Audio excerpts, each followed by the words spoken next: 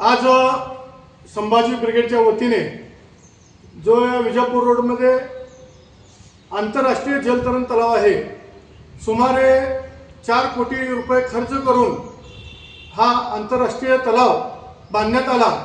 पण गेल्या 5 वर्षापासून विविध कारणामुळे या तलावाला गळती लागल्यामुळे हा तलाव 5 वर्षापासून बंद आहे।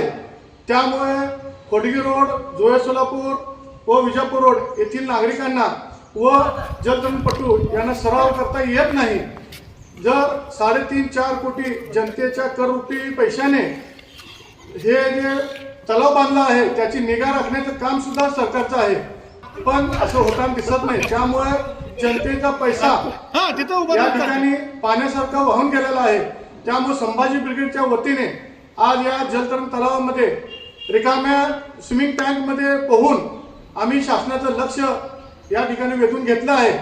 जर आगामी काळामध्ये हा आंतरराष्ट्रीय जलतरण तलाव तात्काळ दुरुस्ती नाही केलंच तर अधिकाऱ्यांना तोंडाला काळ फासण्याचं आंदोलन या संभाजी ब्रिगेडच्या वतीने करण्यात येईल असा इशारा आम्ही देत आहोत।